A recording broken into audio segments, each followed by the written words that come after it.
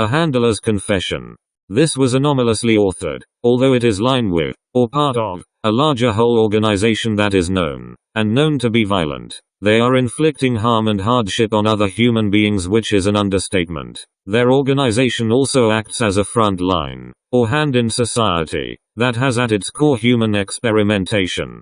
Perhaps you saw them operating in our communities and could not identify it. If you have input, information, it would be gratefully accepted, and held private.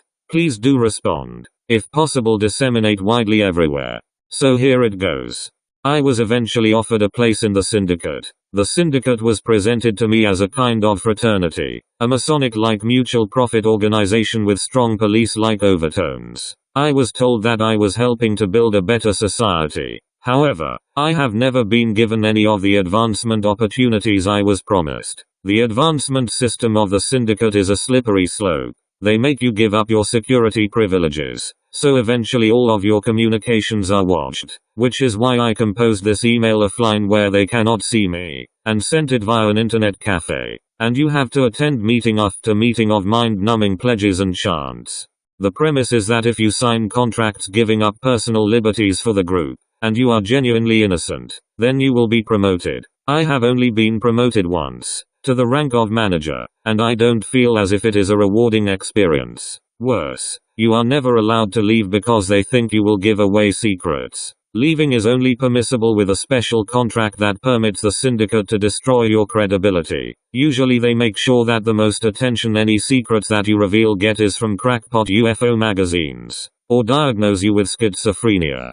There are other problems. If you have children, you have to send them to education in Syndicate-owned schools. If you have a wife, you have to report on her, allow her to be spied upon, and be prepared to target her if they decide to turn her into a TI, targeted individual. The official compensation policy is that you will get to keep the children if she lodges a divorce. However, you won't get to keep most of her material goods. They only want her to lose in the divorce proceedings so she gets nothing, not so the husband gets anything. So the Syndicate takes it back as a tithe.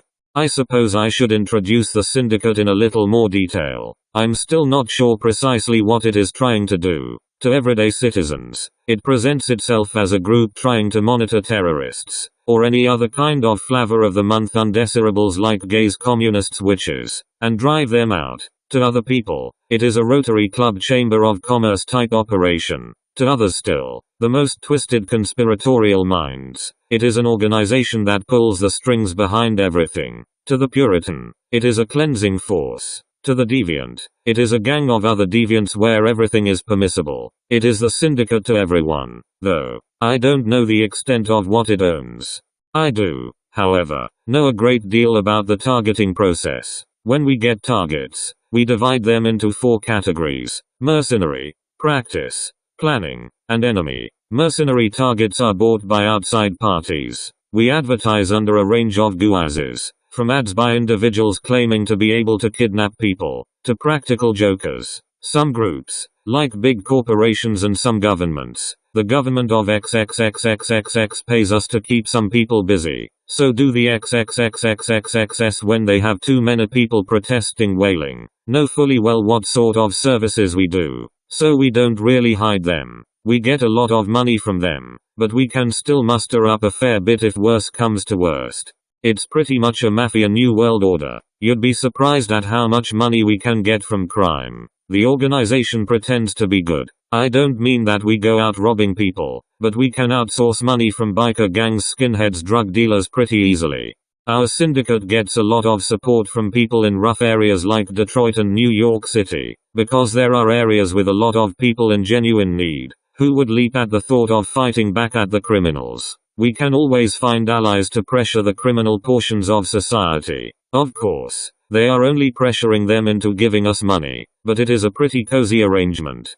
The second type of target is the practice target. We use them to train mobs. The targets do not actually change, because we do not want too many people fighting back at us. But we do rotate trainees between practice targets. This stops the person seeing the same people every time there is a street show.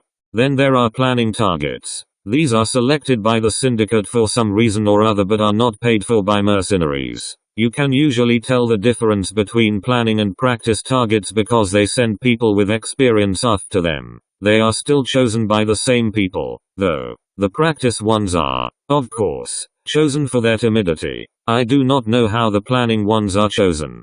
Enemy targets are people that decide they have had enough and turn against us. Since they protest and try to foil our plans, which, considering that our jobs are already nervy, it's a real pain in the ass for us. So we try to really give them hell. The best way, of course, is through the psychiatrists.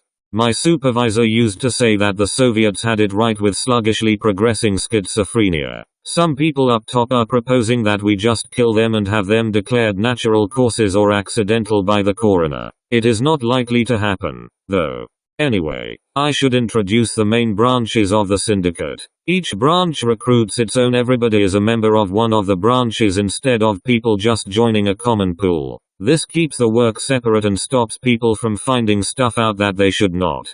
My branch is the Scripting, Observation, and Execution Bureau, or the theater as it is popularly known. By execution, I mean the execution of orders, not the other kind. We do the work that the majority of people with any knowledge of gangstalking will be familiar with, pestering and scripting minor incidents. The theater is actually divided into two sub-branches. Scripting orchestration officers or playwrights as they call themselves, and field officers or thespians as we call ourselves. We have the most variety in our recruits.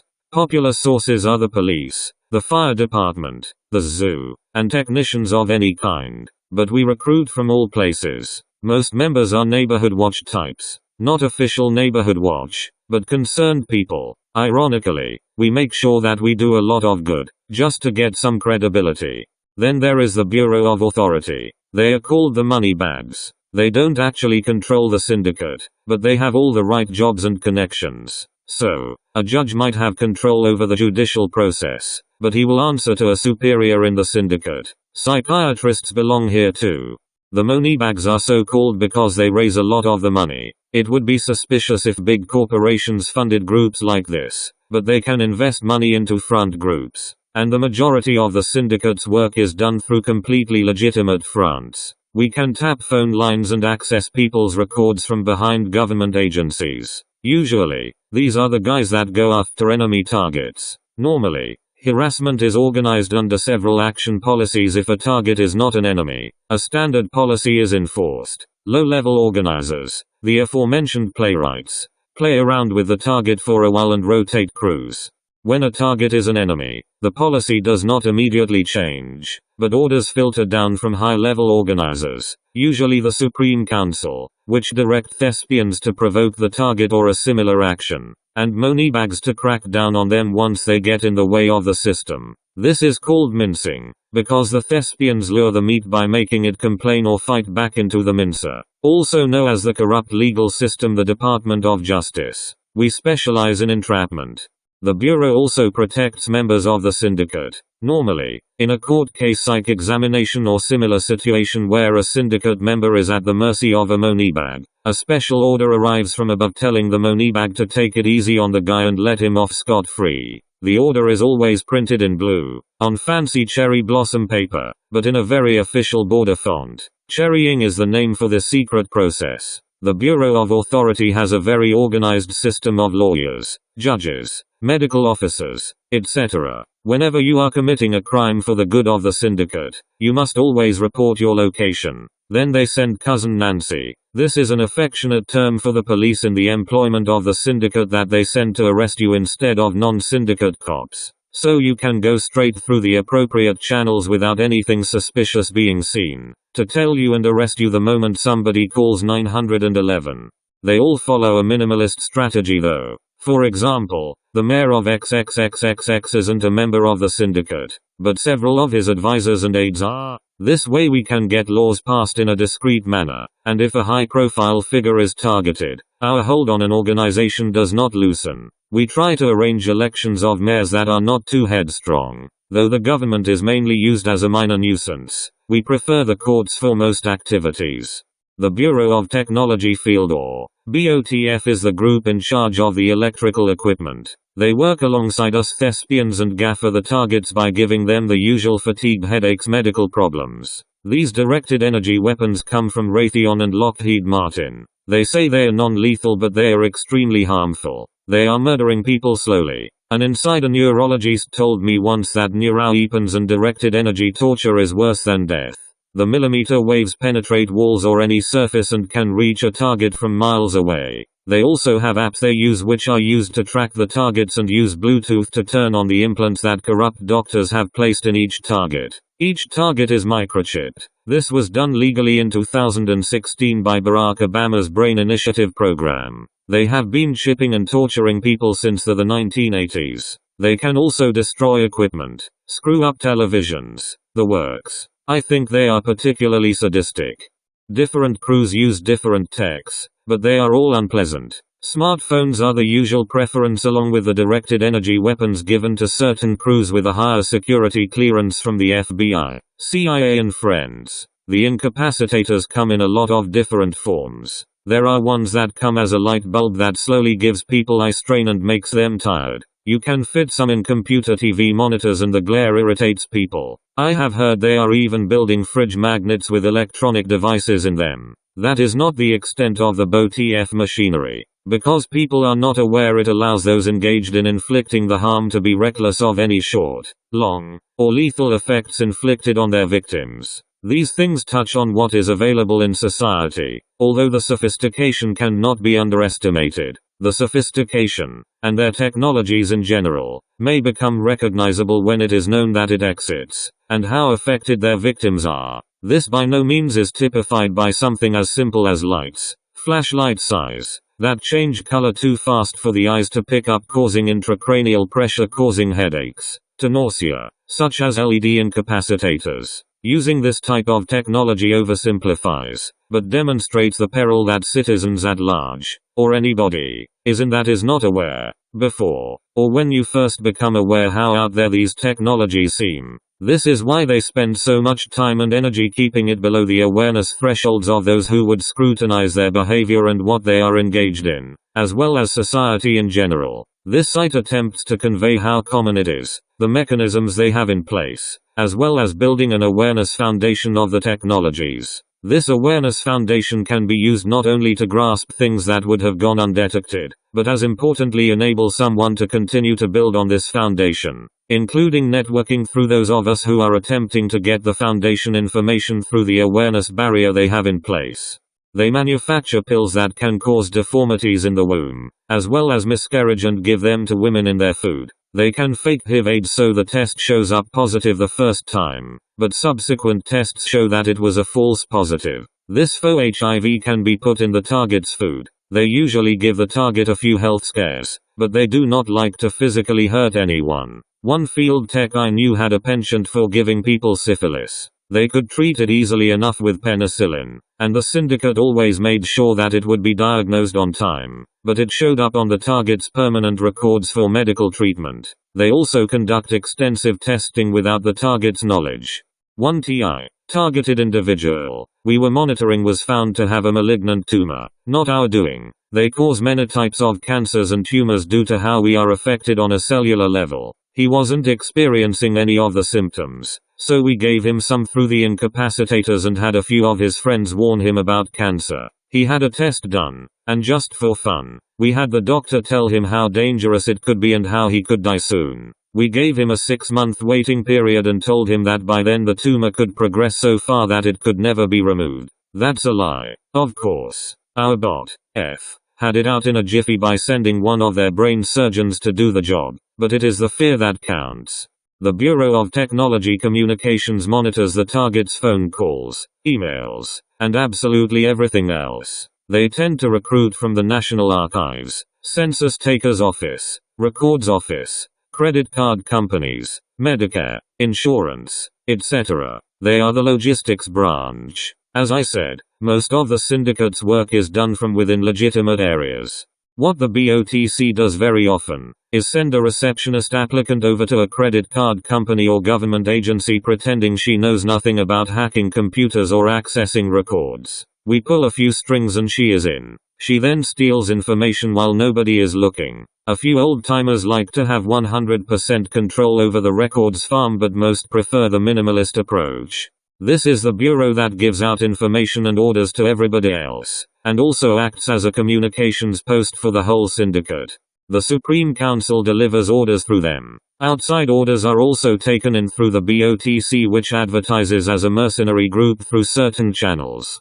The Bureau of Alliances, or Trading Partners, handles our allies. The only other gang-stalking group in this country is a West Coast conservative organization called the Confederacy. Very often they try to move into our area, so we have to hold them back, diplomatically or otherwise. However, we have contracts with secret societies whereby we handle their targets when they move into our area of operation. The other groups pay for their targets to be handled while they travel here. We make millions of dollars this way.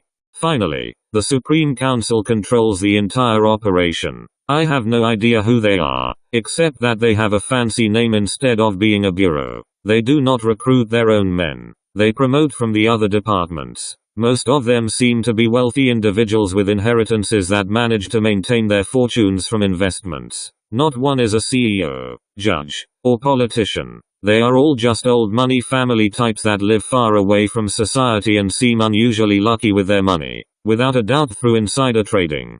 Despite this, they have a lot of spiffy technology. They have a kind of reverse incapacitator that improves their health and increases their performance. Most of them look incredibly young for their age. We don't see them much, though. Often, an audience with one of them is a kind of reward for good service.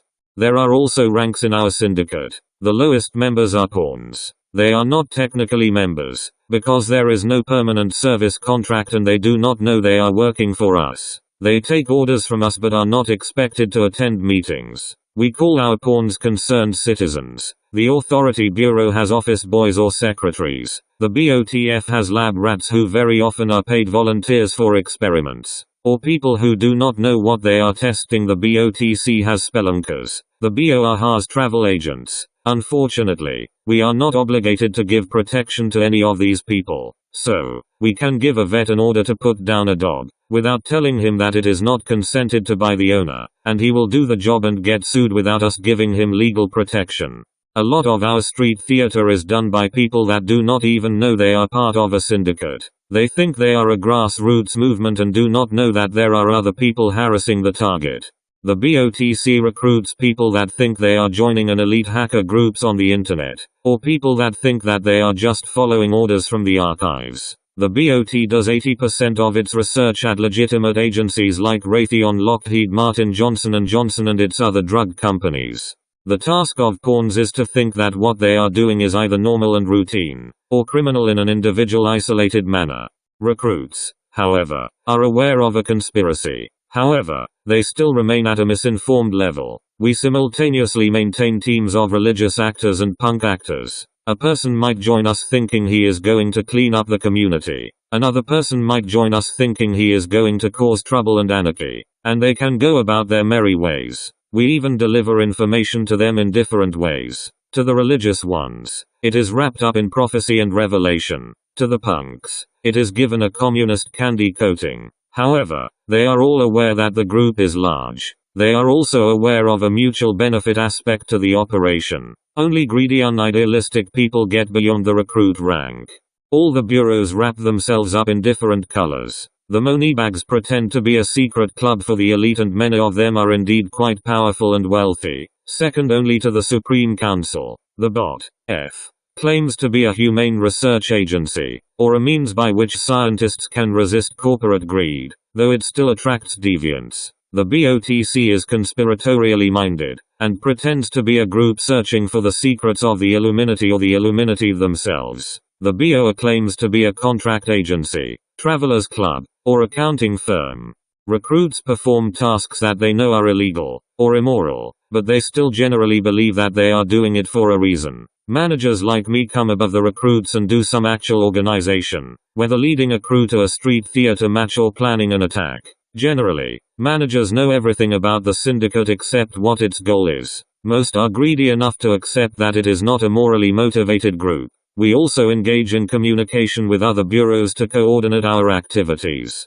Different terms are used for different MOs. The theater has playwrights and leading roles. The Moneybags have success stories. The BOTF has research directors. The BOTC has information awareness officers. The BOA has arrangers. Finally, a rare few are promoted to the Supreme Council. Here is a glossary of terms.